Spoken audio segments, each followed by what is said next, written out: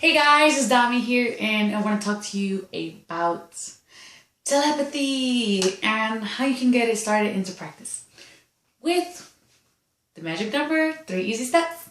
Step 1, you are going to need a pencil. Step 2, you're going to need some paper, some plain paper, not written on, it won't be any good. Step 3, this is a 2-part step, you need yourself and a friend, which you don't have, but it's okay. You do have a friend though. All right.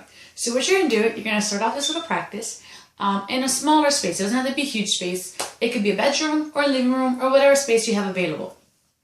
What I want you to do is grab you and your friend, and I want you to pick a designated space in your house and dim the lights. Before you dim the lights, you're going to need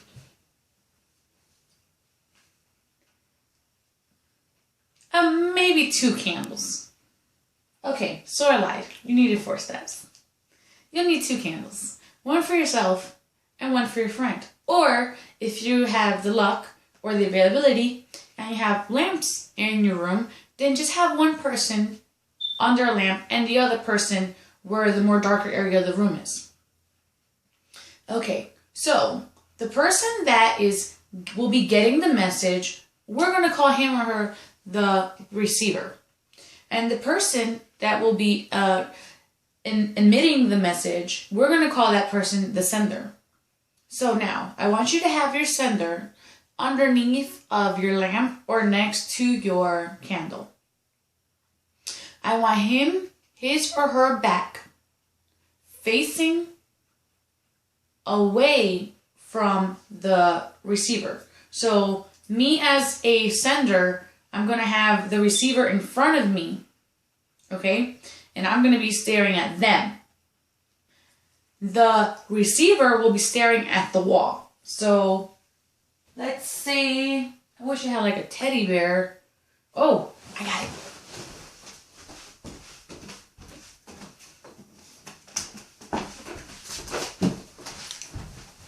Use this bird. So, I am the sender. Here's my receiver. I am going to be facing the receiver, and the receiver will be facing the wall or whatever corner or whatever area of the room you want them to face. But they're going to be facing away from you, okay? The reason I want the lamp near me is because I am going to take my paper, my non-written paper, and my pencil or pen or marker, whatever you prefer, lipstick, I don't care. And I need to be able to see that paper. Okay? Now, I'm going to need a sheet of paper, and the receiver will be needing a sheet of paper as well. Well, they don't really need to see because for this exercise, they're going to prefer to have a little bit more darkness. Okay, so the next step is, I want you to think of a simple shape. We're going to start off with simple shapes first because this is the easiest to transmit. And then once we learn or we have achieved enough times a successful guess, I guess it's not really a guess, a successful try, then we'll get to a harder shape. So for right now, just get a simple shape. For the purpose of this exercise, I'm going to draw a triangle. If you already knew I was going to draw a triangle, take that as the first try guess successfully. Okay, so me as the sender, I'm going to draw a triangle quietly. I am going to try not to make any noise with my pencil or my pen as much as I can because instinctively, when we try to guess something, we're listening for clues and sound could be a clue. So this is why you want to be at the opposite sides of the room so that this doesn't affect the try. Okay, once I have my try right here, I'm going to go I'm sitting under my lamp, and I'm going to focus and concentrate on my shape while I am behind my receiver, okay? So I'm focusing and concentrating on my triangle, and I want you to think of it as many ways as you can. Triangle, slice of pizza, the word triangle, look at the shape, have it in your head, focus good on it, And I want you to be mentally sending that image, that name to your receiver.